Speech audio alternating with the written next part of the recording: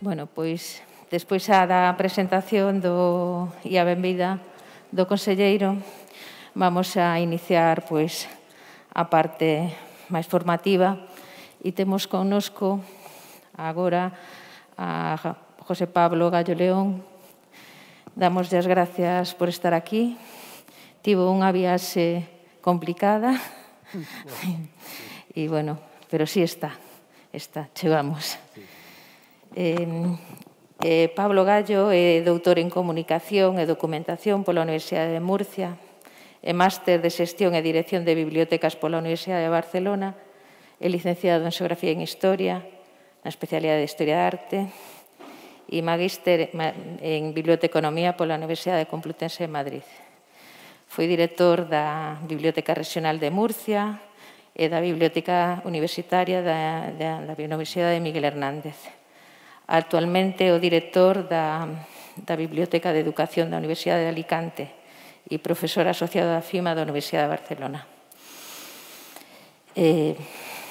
Ten un amplo currículo en bibliotecas. Si quieres, corta. Cortamos. Vale.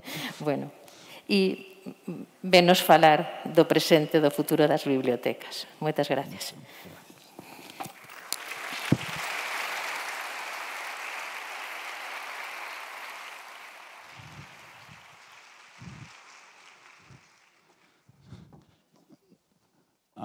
Eso es lo que quería.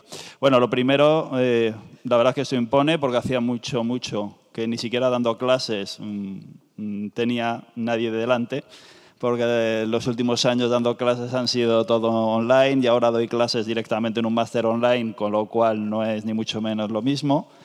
Pero da gusto volver a ver gente y no sé, las relaciones que se establecen. Eso yo personalmente lo echo en falta, de dar las clases presenciales. Antes me gustaba mucho ese intercambio y creo que me enriquecía mucho y eso la verdad que lo he perdido últimamente. Quiero dar mucho las gracias por la invitación, porque la verdad es que tengo un poco la sensación con este tema de que siempre digo lo mismo. Hay una anécdota que probablemente conozcan, bueno, hay de varios popes, pero en particular de uno muy cercano, que es Camilo José Cela. Su hijo cuenta que se preparó una serie de conferencias y se dedicaba a darlas por toda España. Y hay veces que yo tengo esta sensación que digo, pero si voy a decir lo mismo que otras veces, pero bueno, espero que si alguien me ha oído otras veces me sepa perdonar ciertas repeticiones. El caso, lo que vamos a hablar hoy es un poquito de futuro de las bibliotecas. Y viendo esto, la verdad es que parece mentira, pero lo primero que se plantea es, ¿tienen futuro las bibliotecas? He cogido es un graffiti de Bansky, que lo borraron inmediatamente, pero claro, como siempre hay un montón de fotos, etc. Se podía haber cogido, el lema de No Future es... Todos lo conocemos de los tiempos del punk inglés, etc. Y es verdad que durante mucho tiempo las bibliotecas han estado en duda y siguen estando en duda. Y veremos por qué están en duda y veremos si realmente tienen futuro. Vamos, yo creo que sí, si no, no estaría aquí hablando. Pero es verdad que muchas veces se ha puesto en duda ese futuro de las bibliotecas. ¿Realmente qué futuro tienen? El de la izquierda es una biblioteca escolar. Evidentemente es el centro entero el que está abandonado, no solo la biblioteca. Pero esto es la imagen que mucha gente tiene de lo que va a ser la biblioteca. ¿O es quizás la de la derecha, que es hoy por hoy la más famosa de las bibliotecas, de las grandes bibliotecas que se han construido en los últimos años, la Deichmann de Oslo? Pues a lo mejor ni una cosa ni otra, por lo menos en las escolares. Evidentemente, aquí en España no nos podemos ni soñar con tener una cosa como la de Oslo o como la de Helsinki, etcétera, etcétera. Pero bueno, lo que está a la izquierda, yo creo, o intentaré concluir, creo que no va a ser. Realmente ha habido muchas décadas de incertidumbre. A caballo de la tecnología, sobre todo, se ha hablado de un cambio de época. Incluso ya es un término excesivamente sobado, excesivamente manido. Y es verdad que que las cosas han cambiado mucho en nuestra propia vida, en la vida de la mayoría de los que estamos aquí. Hemos visto cómo ha evolucionado completamente el manejo de la información, y las bibliotecas básicamente nos hemos dedicado siempre, desde la invención de la escritura, que inmediatamente después vinieron los archivos y las bibliotecas, nos hemos dedicado al manejo de esa información, a suministrar esa información. Claro, con una revolución tecnológica que ha cambiado totalmente la forma en la que se accede a la información, teníamos que estar afectados. Venimos también de una cierta época dorada de las bibliotecas, por lo menos en España y en realidad en el resto del mundo. La gran época dorada de las bibliotecas realmente ha sido el siglo XX, la segunda mitad del siglo XX. En España un poquito más allá, a partir del año 80, 80 y tantos, cuando realmente las comunidades autónomas empezaron a apostar por las bibliotecas y las universidades empezaron a apostar por las bibliotecas. Es cierto que eso no ha pasado en las escolares. Eso pasó en las públicas y en las universitarias, básicamente. Pero llegó la gran crisis, empezaron a cambiar las cosas y se sumaron al gran problema que tienen las bibliotecas, que es el tema de la tecnología, o lo que plantea realmente el gran nubarrón. Realmente, como digo ahí, los bibliotecarios, los que nos dedicamos a las bibliotecas, no somos los únicos afectados por la tecnología. Todas las profesiones, hasta un alfarero, se ha visto afectado por la tecnología. Porque vamos a ver, un alfarero que no vende en Internet lo tiene bastante negro. Pongamos un ejemplo un poco burdo. Pues todas las profesiones han sido muy afectadas por la tecnología. Este cambio de época, esta evolución, nos ha hecho que tengamos que evolucionar o intentar evolucionar al unísono. Y no nos podemos, como ha habido durante mucho tiempo, no nos podemos quedar quietos diciendo, bueno, vamos a ver cómo termina esto. Porque realmente nos arrolla, las innovaciones nos arrollan y nos pueden realmente acabar con nosotros. Ya no podemos quedarnos sentados a esperar, porque en el dicho este de quedarse sentado a esperar y verás pasar el cadáver de tu enemigo por delante, el que va a pasar por delante es tu propio cadáver. Esto no nos podemos quedar parados. Y en esto es completamente necesario intentar explorar lo que va a ser el futuro. A ver, el término futurología en castellano suena muy mal, porque lo primero que se piensa es en la bruja Lola o algo parecido. Pero es verdad que hay una disciplina, o hay muchas disciplinas realmente, que se dedican a esto, a intentar explorar lo que son las tendencias, lo que nos puede deparar el futuro, para prepararnos para él mejor. Y realmente no es eso, no es coger la bola de cristal, es prepararnos para lo que pueda venir. Y es más, nos vamos a equivocar. De hecho, siempre nos hemos equivocado, pero aún equivocándonos, aún adivinando mal lo que va a ser el futuro, los resultados van a ser muy valiosos, porque nos van a dar una flexibilidad, unas posibilidades de afrontar ese futuro que si no, no tendríamos. Si nos quedamos ahí a verlas venir, no las tendríamos. Claro, que no todos venimos del mismo sitio. Aquí, bueno, yo soy talludito, pero hay más gente talludita, y cualquiera que en los 80 fuera adolescente sabe qué es esto. Esto es de la película Breakfast Club, del Club de los 5, y es una biblioteca escolar. Es la biblioteca de un instituto. A ver, tiene trampa, porque en el instituto en el que lo rodaron, lo rodaron en 2 institutos, pero en el instituto que rodaron estas escenas, la biblioteca era demasiado pequeña para meter todo el equipo, tanta gente, etcétera, y la reprodujeron en el gimnasio más grande. Pero para un norteamericano, era creíble que existiese una biblioteca escolar así. Es más, hay anécdotas de la filmación y hay un cartel de prohibiciones que es real de la biblioteca del instituto. O sea, que es una biblioteca perfectamente real. Evidentemente, esto aquí no lo teníamos. ni lo tenemos ahora, ni lo soñamos. Es casi imposible. Todos habremos tenido que ver en algún momento, aunque sea por casualidad, alguna de estas comedias de situación adolescente norteamericana en un instituto o en un colegio. Siempre sale la biblioteca. Siempre están espacios de este tipo. Evidentemente, aquí, pues eso, no ha existido y no existe. Por lo menos no todavía. Por otra parte, llevamos mucho tiempo acumulando problemas y problemas. A ver, el típico problema de una biblioteca pública y de escolar es la soledad. Normalmente hay una persona encargada que tiene que hacer de todo. Eso es una gran dificultad, evidentemente.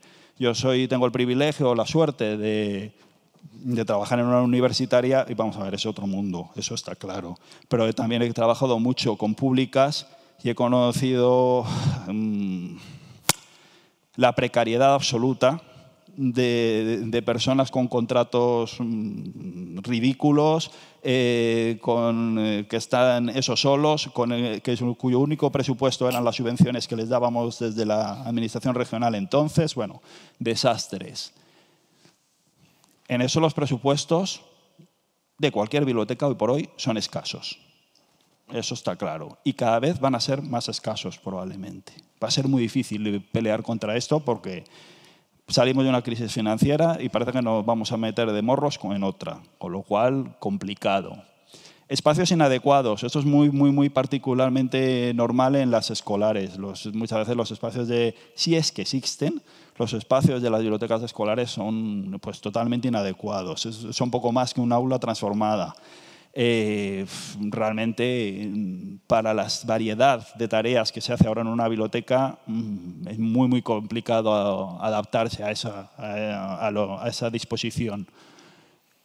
Por otra parte, en general es un trabajo que por lo menos sentimos los bibliotecarios que es infravalorado. Luego veremos que para la sociedad no parece tanto, pero nosotros lo sentimos más o menos, nos sentimos en cierta manera infravalorado. Tenemos la sensación de que para la importancia que tiene no se nos tiene en cuenta. Hace relativamente poco, ahora no me va a salir el nombre, Lluís Anglada hacía un artículo en el que hablaba de que la profesión bibliotecaria es una profesión minorizada, haciendo el símil con las lenguas minorizadas como catalán y en gran medida, bueno, aunque aquí no es tanto, pero en gran medida el gallego. Esta idea nos sigue un poco pesando y es verdad que el tema de las bibliotecas escolares, en particular, el olvido legislativo es terrible. O sea, salen leyes de educación una tras otra y prácticamente, o sea, con suerte se mencionan, pero normalmente el olvido. Y eso pues denota mucho del peso que suelen tener, por lo menos en nuestro país. Hay otros problemas, como el tema de la formación. Hace nada, estaba oyendo al consejero y estaba diciendo buena parte de las cosas que está diciendo las voy a comentar yo también. Pero el tema de la formación es fundamental y en el tema de la formación se produce una dicotomía curiosa, que nos falta formación y que nos sobra formación, ambas cosas. O sea, es muy habitual que para estar en una biblioteca pública de grupo D o de grupo C2, tengas grado, máster, no sé cuántos cursos, etc. Pero por otra parte, también es verdad que nos falta muchas veces formación más práctica, formación, por ejemplo, tenemos que aprender a gestionar la compra de libros preguntando. Nadie nos dice cómo se hace eso. Nadie nos explica cómo es el presupuesto de la administración pública. Capítulo 2, capítulo 6, capítulo 4, capítulo 7. Todo eso nadie nos lo explica. Y esas cosas también es verdad que nos faltan. Y evidentemente tenemos lagunas muy grandes. Muchas son tecnológicas, porque la tecnología va avanzando. Pero eso es necesario irlo adquiriendo y es necesario grandes planes de formación y es complicado, vamos a ver, es bastante complicado. Quizá en las escolares no esté tanto el tema de la sobretitulación, porque no es habitual que una biblioteca escolar, por lo menos en nuestro entorno, tenga un bibliotecario, digamos, de carrera llevándola. Pero sí que es verdad que en otros entornos es muy habitual que, por ejemplo, los gestores de mi biblioteca, prácticamente todos tienen el grado y muchos de ellos más todavía. Y eso no es lógico, digamos, ahí algo falla. También hay grandes inercias históricas, en particular en el tema de escolares. Pero tenemos unas inercias contra las que hay que luchar, cierto olvido, cierta incomprensión, como decía antes. Pero el gran problema o el gran reto, el gran hándicap ha sido la desintermediación y la tecnología. Realmente la tecnología que ha llevado a la desintermediación. Más o menos supongo que todos lo sabemos, pero desintermediación es este hecho que se ha producido en el mundo de las bibliotecas, en el que de golpe el bibliotecario ya no era necesario que interviniese como intermediario, o por lo menos en apariencia, como intermediario entre el usuario y la información. Porque el usuario encuentra, a través de nuevas herramientas, bueno, herramientas nuevas no, ya tienen 30, 40 años, pero bueno, a través de herramientas encuentra la información por sí mismo. Y esto es realmente la clave que nos ha llevado a pensar, o que ha llevado a mucha gente a pensar, que a lo mejor las bibliotecas iban a cambiar, iban a desaparecer o iban a dejar incluso de tener sentido, cosa que no creo, evidentemente, que eso que quede claro. Y hay estos dos señores, que son grandes popes de las bibliotecas, los dos ya fallecidos hace bastante, representan las dos posturas, digamos, opuestas. El serio es Frederick Wilfrid Lancaster. Cualquiera que haya estudiado algo de bibliotecas sabe quién es Lancaster, porque ha tenido que tragarse al menos su manual de calidad para preparar oposiciones o lo que sea, o para las carreras, se lo ha tenido que tragar. Pero vamos, este señor fue era una persona brillante y desarrolló, por ejemplo, todo el tema de la calidad en las bibliotecas, fue el primero que realmente lo trabajó. Bueno, es una persona muy importante, pero ya a finales de los 60, pero sobre todo a finales de los 70 y principios de los 80, tiene una serie de obras muy importantes, fundamentales, en las que vaticinaba que a las bibliotecas les quedaba un telediario, así abiertamente. Que la biblioteca iba a desaparecer, que iba a ser solo tecnológica y que ya no iban a ser necesarios tantos bibliotecarios. Claro, 40 y tantos años, más bien 50 años después, pues parece que se equivocó lo suyo, también hay que decirlo. Y este señor de la derecha es Maurice Line. Maurice Line era un bibliotecario británico, Lancaster era norteamericano, era un bibliotecario británico, además bastante, todos sus escritos son muy divertidos. La verdad que era una persona con un gran sentido del humor, que decía, pues en la misma época decía, pero ¿de qué estáis hablando? Esto es una tontería. O sea, las bibliotecas van a seguir existiendo. Cambiarán, claro que cambiarán, pero van a seguir existiendo. Y yo creo que básicamente el que tenía razón era Maurice Line.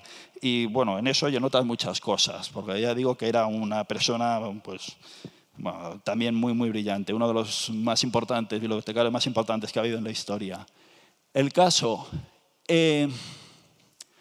toda esta preocupación se ha traducido en cientos de trabajos, cientos y cientos de trabajos que hablan del futuro de las bibliotecas. De qué va a ser de las bibliotecas, de hacia dónde van las bibliotecas, de si tienen futuro las bibliotecas, con opiniones totalmente divergentes. Muchos no tratados desde un punto de vista que decía antes de futurología, o sea, de ver hacia dónde van analizando tendencias, sino muchos eran puramente de opinión.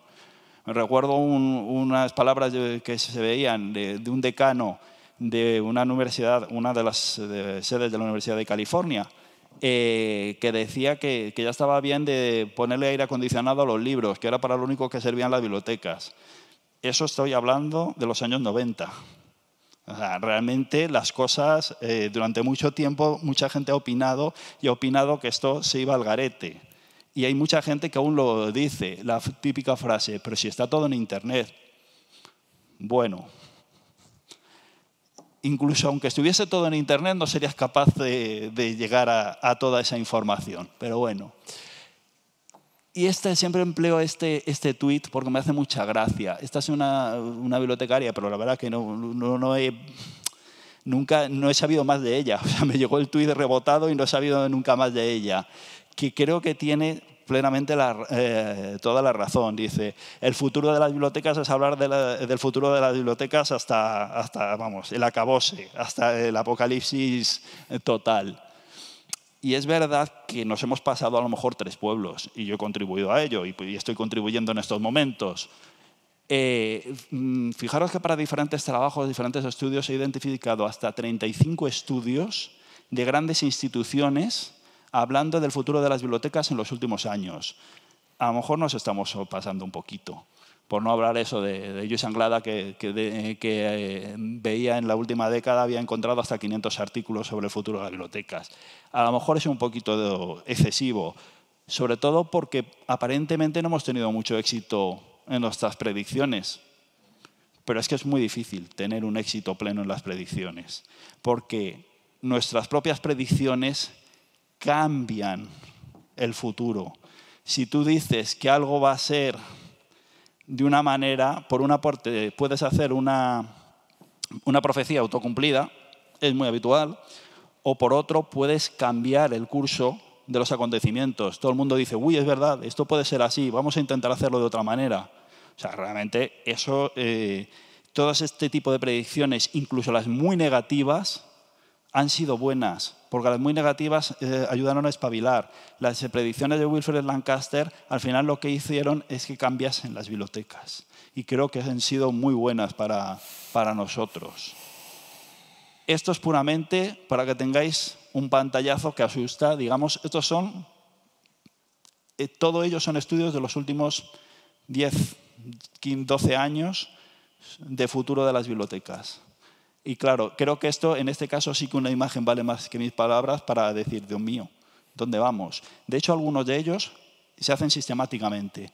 La OCLC hace y una asociación de bibliotecas universitarias norteamericanas, la CRL, hace todos los años un estudio, bueno, hace años alternativos, uno de tendencias de bibliotecas y otro de más de futuro. Y lo van haciendo año sí, año no, año sí, año no. Y realmente, pues, a lo mejor es como digo, a lo mejor es un poco excesivo. Pues bien, aquí la verdad que podría haber puesto, hay por ahí un montón de memes sobre la situación, de que parece que solo nos quedan, recuerdo que hay uno de esos que dicen que los marcianos están discutiendo de cuándo les toca a ellos, si antes o después del meteorito. Y la verdad que hay veces que nuestra situación está pareciendo esto. O sea, es decir, vamos a ver. O sea, todos sabéis lo que es un cisne negro, ¿no? O sea, bueno, lo digo rápidamente, pero vamos, un cisne negro en economía es cuando están todas las previsiones más o menos hechas y de golpe hay un acontecimiento que nadie prevé que te desbarata todo. Pues no ha habido un cisne negro más gordo en nuestra vida que el tema de la COVID. Realmente nos ha cambiado total y completamente la vida, la forma de actuar, y está cambiando las bibliotecas. Ya no digo Putin, pero bueno, eso es otra cosa. Eso ya veremos dónde termina. El 2020 fue un año que nos cambió radicalmente las cosas. O tal vez no tanto. Tal vez lo que hizo es acelerar unos procesos que ya estaban ahí. Yo creo que más bien lo segundo. Es verdad que, ¿qué supuso? Cierres. Algunos de ellos, ahora lo veremos después, ni siquiera se han recuperado después de esos cierres. Ha habido cierres que ahí se han quedado. Dificultades presupuestarias. Todo el dinero se ha ido a otras cosas y lo que nos queda. Porque también ha repercutido en la economía. Cuando repercute en la economía, evidentemente los presupuestos públicos disminuyen y todos prácticamente, bueno, aquí todos dependemos de la financiación pública. Supuso muchas veces una pura improvisación un poco alocada y sin sentido, pero también supuso un gran esfuerzo, uso de imaginación muy poderoso, capacidad de reacción muy potente y muy loable. Vamos a ver, se montó de golpe todo en línea en un mes. O sea, fue una cosa espectacular, hay que reconocerlo también. Y aceleró mucho la digitalización. En eso este estudio de aquí, que hace poco tuve que reseñar, pero vamos, es un estudio de la OCLC, que es una empresa realmente, una empresa sin ánimo de lucro, pero bueno, una empresa norteamericana que nació como consorcio y ha tomado otras dimensiones. El caso, ese estudio llega a decir que el futuro de las bibliotecas pasa por lo que ha salido de la COVID.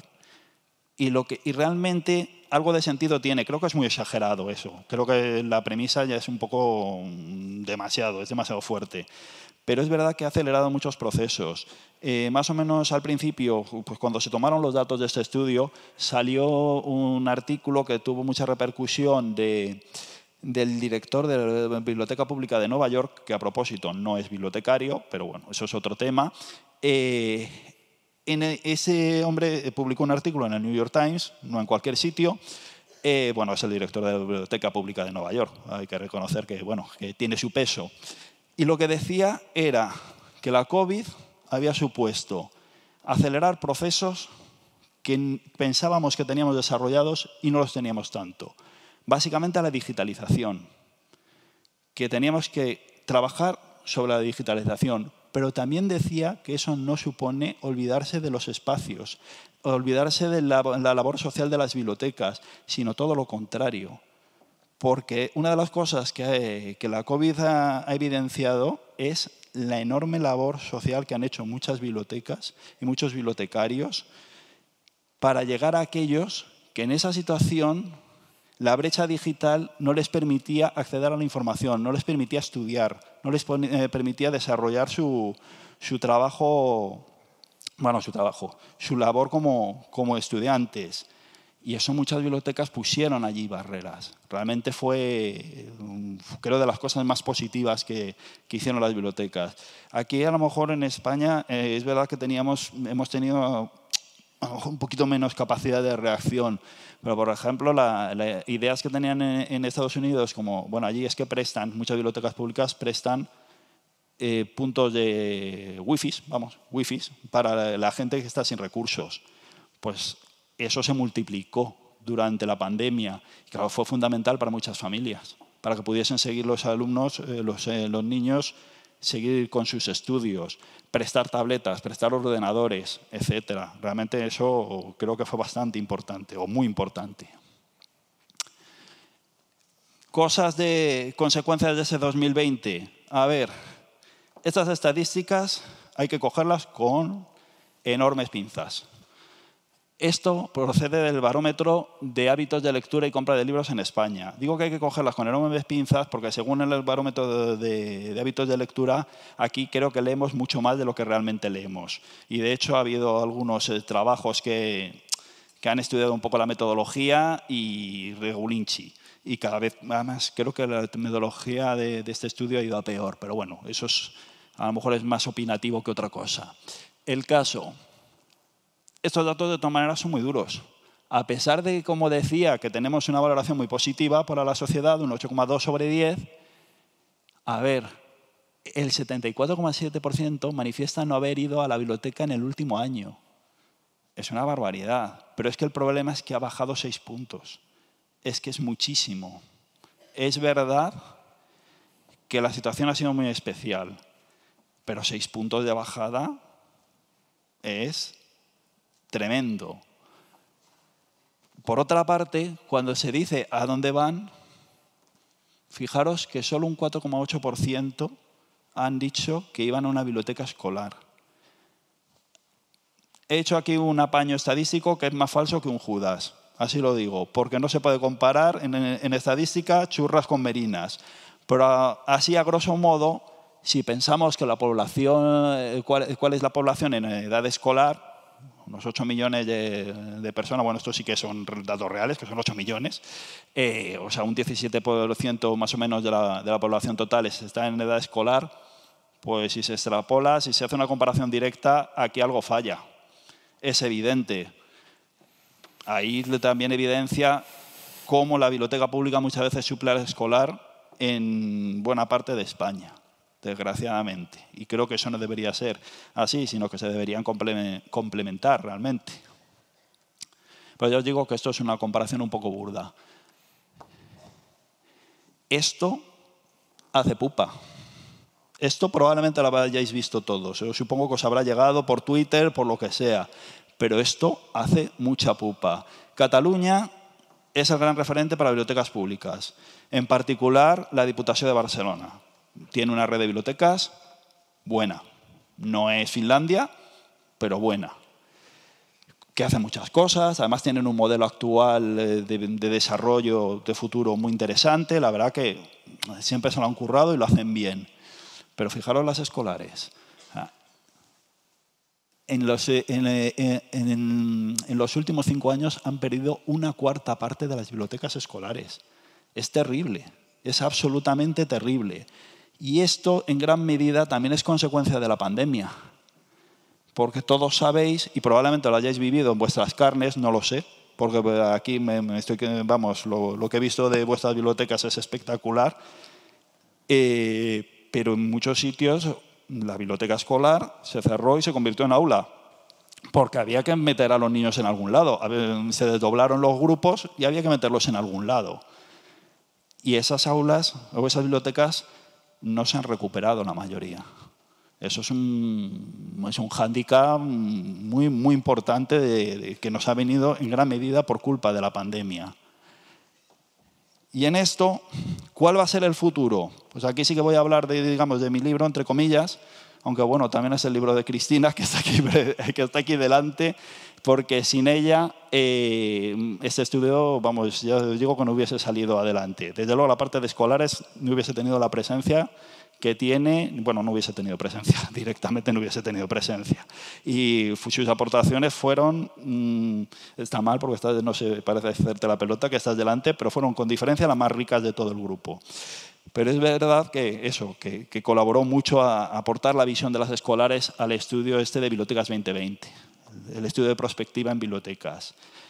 Esto, que se hizo en 2013, aunque realmente se hizo público en 2014, hablaba de una serie de tendencias en ese momento que creíamos que iban las bibliotecas hacia allá. Realmente, algunas de las tendencias, bueno, ahora veremos cuál ha sido el balance, algunas de las cosas se han cumplido, otras no, pero creo que no iba desencaminado. La idea, lo primero era eso, la gestión de las bibliotecas deberá flexibilizarse, eso ya digo que ha ido al revés, creo que cada vez es más inflexible, pero bueno, es otra cosa. Se incrementará la cooperación, ahora hablaremos un poco de esto, pero desgraciadamente no. La cooperación, sorprendentemente, se ha estancado en gran medida o ha retrocedido. Los recursos públicos serán escasos y las bibliotecas deberán encontrar nuevas estrategias de ahorro y de financiación. Lo primero ha sido cierto. Lo segundo, nos hemos apañado regulín, francamente. Los profesionales deberán tener perfiles flexibles y cambiantes. En general, los profesionales pues eso, se tienen que transformar, tienen que aceptar que van a entrar dentro de las bibliotecas gente que no son bibliotecarios, eso en el ámbito de las bibliotecas en general, por ejemplo, trabajadores sociales, muy habitual, cada vez más que entren, obviamente informáticos, etc. Las bibliotecas deberán reforzar, toda esta parte es muy social, deberán reforzar su función de crear comunidades, eso se ha hablado hace un ratito por el consejero. La tendencia a que las bibliotecas sean punto de encuentro, también se ha dicho, bibliotecas como Ágora, como punto de encuentro. El tema de la transformación de los espacios que es necesario para cumplir con todo esto, y eso sí que vamos muy atrasados. La educación como eje. y eso os interesa en particular, pero la educación como eje de todas las bibliotecas. Ahora lo veremos, o lo repetiré, pero hay dos ejes fundamentales para el desarrollo de las bibliotecas en el futuro. Biblioteca social y la biblioteca como formadora, como apoyo a la formación. Creo que es hacia donde van a venir o hacia donde van a desarrollarse la gran mayoría de las bibliotecas. Evidentemente, en una universitaria lo social va a tener menos peso, en una escolar la parte de educación va a tener más peso, pero creo que van por ahí el camino. Y por fin, en realidad, servicios y colecciones que se adaptan a este nuevo entorno, a este entorno que lleva siendo muchos años híbrido, presencial y no presencial, digital y físico en papel, y que seguirá así probablemente durante bastante tiempo, porque la presencialidad aún es importante, como os decía que hablaba el director de la Biblioteca Pública de Nueva York. Hicimos un balance justo en 2020 sobre qué había quedado de todo aquello que habíamos dicho 7 años antes. Y realmente las tendencias generales más o menos se cumplieron, pero es verdad que pusimos una serie de retos, de objetivos, que hubiesen requerido de ciertas políticas nacionales que no se llevaron a cabo de forma tan efectiva como nos hubiese gustado. Hay cosas que están claras. El tema del desarrollo de la biblioteca social. En diciembre salió la noticia de que la Fundación Biblioteca Social cerraba sus puertas porque decían que habían cumplido sus objetivos. A ver, yo no sé si han cumplido sus objetivos, sinceramente, me parece un poquito optimista, pero es verdad que ha cambiado mucho, mucho lo que es el aspecto de... O sea, yo creo que ya todos tenemos interiorizados la importancia de la función social de la biblioteca, la importancia de que la biblioteca, como acogedora, como rompedora de brechas, toda esa parte creo que se ha desarrollado mucho y bien. Realmente el tema de la biblioteca como ágora se ha desarrollado algo menos por puras capacidades de los espacios. Volvemos a hablar de que no siempre se ajustan y siempre está realmente la dicotomía de biblioteca silenciosa, biblioteca como punto de encuentro, cuando deberían ser ambas cosas, deberían poderse compatibilizar ambas cosas. Evidentemente, una biblioteca escolar es muy complicado, porque suelen ser espacios únicos, y eso es muy difícil, hay que hacer alternativas de tiempo, buscar cerrar una zona, bueno, eso es un tema ya puramente de arquitectura. El tema de la formación, sinceramente, ha evolucionado mucho, no sé si para bien, han cambiado totalmente los planes de estudio de lo que son los grados de biblioteconomía, pero se ha desarrollado una cantidad enorme de cursos de formación que se vuelven a llenar. O sea, vuelve a haber una gran demanda. Eso sí que lo he visto en los últimos 2 años, cómo ha cambiado de forma radical. Y eso lo que indica es que las personas tienen unas necesidades de formación y se buscan la vida o se buscan los garbanzos para salir adelante. Pongo muy en negrita lo del tema de la cooperación estancada o en retroceso. Creo que es terrible. Pero hoy por hoy creo que cooperamos menos que hace 10 años. Así lo digo. Y eso es terrible. Cuando precisamente peor han ido las cosas económicamente, peor nos han ido las cosas socialmente, más nos hubiésemos beneficiado de la cooperación, menos hemos cooperado. Hay ejemplos de lo contrario. Todos los que estáis aquí es un ejemplo de lo contrario. Y, por ejemplo, también de escolares, Albacete. La provincia de Albacete, no sé qué tiene la provincia de Albacete, que es impresionante. Cómo colaboran entre ellos, y tanto en escolares como en públicas. Da gusto. Pero al final son excepciones. Y es una pena, una auténtica lástima. Vamos, que esto nos lo tenemos que mirar, en pocas palabras. El tema de financiación, flexibilidad en la gestión, etcétera, hemos sido en gran medida peor, porque la propia administración, la verdad que cada vez es más compleja, más burocrática, más difícil, parece mentira. La administración electrónica, que nos tenía que en teoría salvar de muchas cosas, pues cada vez está más difícil todo. Todos sabemos que la ley de contratos es el infierno directamente, la ley de contratos del Estado es complicadísima, es muy difícil sacar las cosas adelante. Yo creo que se han intentado poner una serie de barreras también naturales contra la corrupción, pero en muchos aspectos se han pasado. Y la verdad que la gestión es cada vez más difícil, más complicada, con muchas más trabas y sobre todo muchísimo más burocratizada. Cada vez hay más pasos, más pasos, más pasos. Eso creo que claramente hemos ido hacia atrás, pero eso digamos que nos viene de fuera, todos son factores externos. O sea, no podemos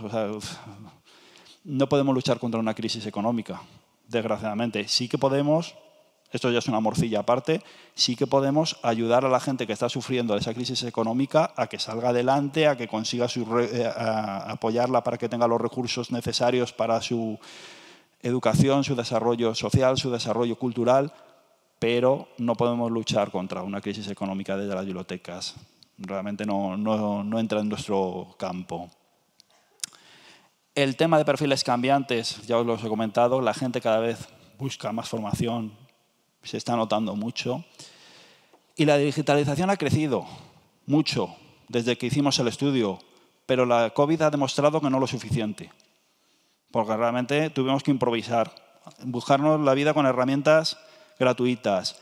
De golpe vimos que los accesos por ejemplo, a nivel universitario, de golpe, todas estas herramientas de la biblioteca desde casa para acceder a los recursos electrónicos que pensábamos que eran tan fáciles, es en ese momento cuando nos dimos cuenta que de fáciles no tenían nada, que eran muy complejas, que fallaban muchísimo. Todo esto realmente nos lo ha evidenciado la COVID y creo que para bien.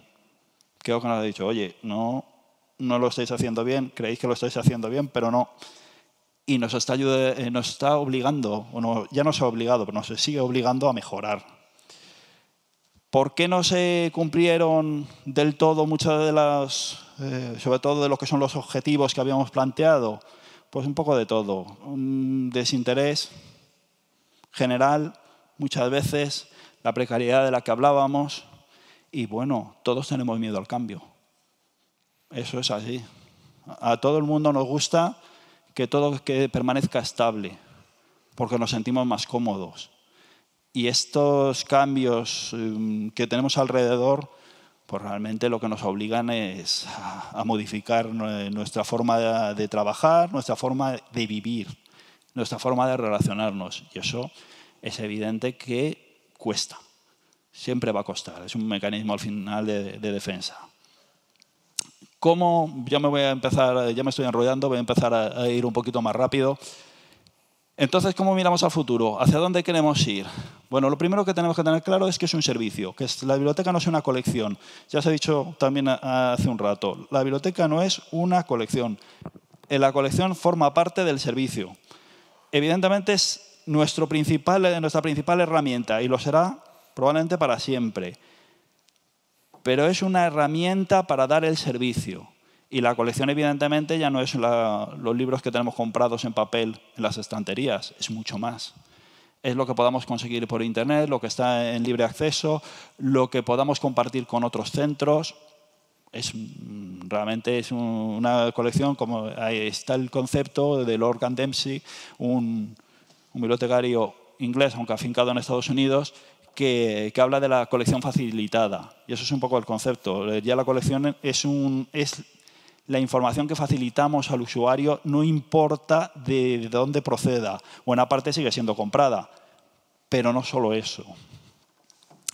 El futuro lo debemos escribir nosotros. Si no lo escriben los demás, no lo van a escribir a nuestro gusto. Y ya veremos por dónde sale. O sea, somos nosotros los que tenemos que tirar para adelante, los que tenemos que intentar que el futuro sea bueno, porque si el futuro de las bibliotecas creo que es bueno para la sociedad en general. Lo que decía, sentarse a esperar no es una opción, pero todos los cambios al final tienen un límite. Yo hablo de la bibliotecidad porque es una traducción a lo bruto de librariness, que tampoco es un vocablo aceptado plenamente, pero esa esencia de la biblioteca. O sea, muchas veces pongo un ejemplo, que es, en Estados Unidos, una biblioteca pública encargó la reforma de sus espacios a un estudio que se dedicaban de arquitectura e ingeniería, que se dedicaban básicamente a diseñar atracciones para los parques temáticos. Claro, lo que buscaban es que el espacio fuese impactante, arrollador, atractivo. Vamos a ver, no es pasarse. Pues probablemente sea pasarse. Es cierto que he visto las fotos y muy chulo es. Es una biblioteca que la verdad que da gusto. Pero eso entra ya dentro de ciertos límites que a lo mejor no debemos superar. Porque si hacemos cambios que provocan que la biblioteca ya no sea una biblioteca, entonces ¿qué somos? Podemos ser un servicio social. Podemos ser incluso un servicio de información al alumnado, pero dejaremos de ser una biblioteca. Un servicio de información al alumnado se parece mucho, pero bueno. ¿Qué ejes de actuación hay? Evidentemente la digitalización. Tenemos que seguir trabajando mucho con la digitalización. El tema de capacitación, formación, profesionalización. Cuanto más sepamos, mejor. Eso debe tender a ello. Esto sin olvidar la presencia social y física. Y cuando hablo de presencia social, hablo de presencia en las redes y presencia, de ladrillo y mortero, de ladrillo y cemento. Ambas son necesarias. Esa presencialidad, esa dualidad digital, físico, es fundamental para una biblioteca. En realidad para todo. Pero hoy por hoy para las bibliotecas es fundamental y creo que lo seguirá siendo mucho tiempo. Todo esto, toda esta idea de formación como eje de las bibliotecas, la biblioteca social como eje de su desarrollo, etcétera, la digitalización, todo esto, también es verdad que no nos debe hacer olvidar algo que últimamente parece que nos olvidamos, que es la lectura y la cultura. O sea, vamos a ver, las bibliotecas públicas, las bibliotecas escolares, es fundamental, sigue siendo fundamental el tema de la lectura. Tanto la lectura como habilidad pura y dura, como la lectura como hábito, la lectura de ocio, la lectura como hábito, introducir la lectura como un hábito normal de toda la sociedad, en este caso de los alumnos. Eso a veces parece que se olvida porque como que está más anticuado, pero sigue siendo, creo que, absolutamente indispensable. Es más, creo que si no trabajamos sobre esto, perderemos esa esencia de biblioteca que hablábamos. Y quien dice la lectura, la cultura en general, que eso también nos pasa mucho. No solo es lectura, o mejor dicho, no solo es lectura literaria. La cultura es mucho más. También es cultura científica, que muchas veces se olvida dentro de las bibliotecas, por lo menos dentro de las públicas. Y eso no se nos debe olvidar.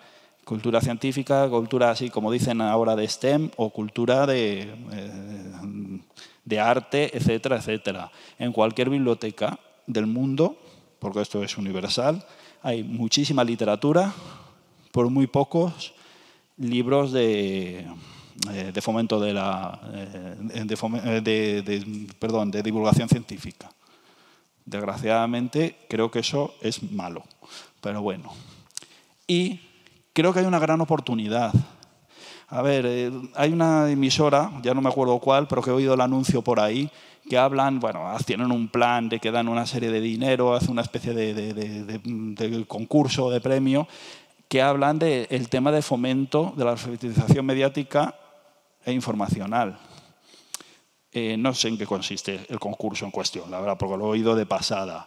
Pero es verdad que la alfabetización mediática e informacional en este mundo, en el actual, es un eje fundamental para la educación y fundamental para las bibliotecas. Porque ¿quién mejor va a desarrollar la alfabetización mediática e informacional que el profesional que se dedica a trabajar con la información? Y esto que se ha hecho muchísimo, que ha crecido muchísimo en los últimos años, pero digamos que ahora se ha puesto de moda. Y creo que bueno, también es porque la Comisión Europea está detrás, etcétera, etcétera. Pero esto creo que lo tenemos que aprovechar. Lo tenemos que aprovechar como bibliotecarios.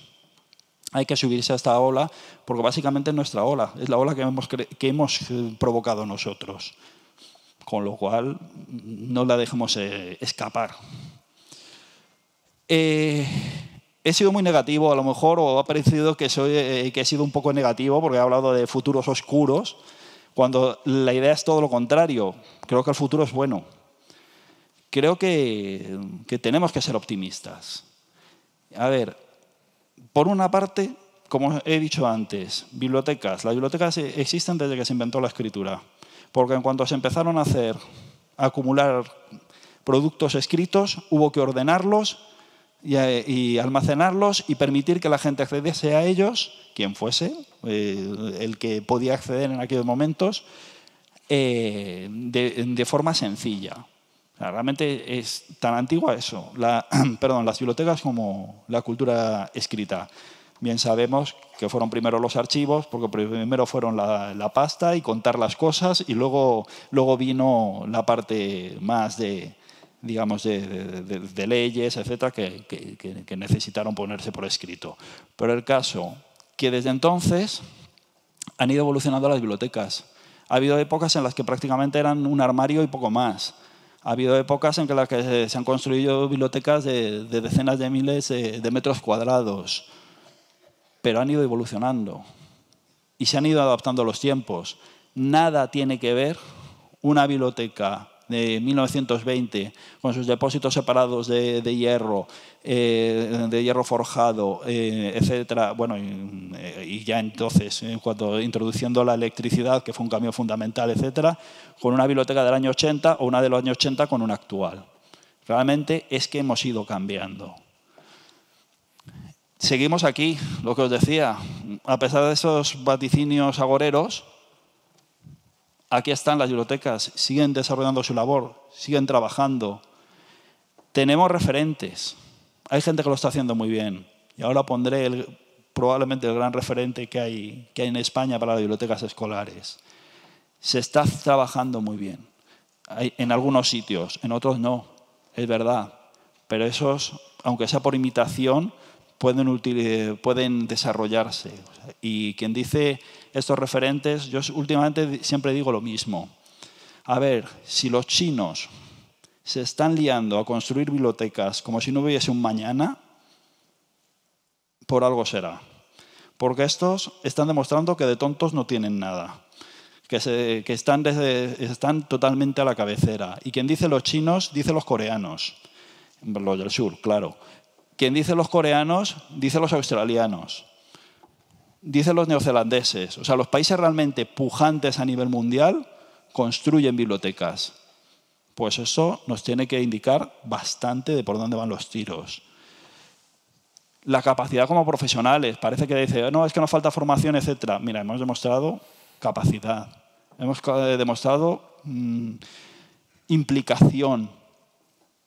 Realmente siempre se dice que, de todas las profesiones se dice que es vocacional.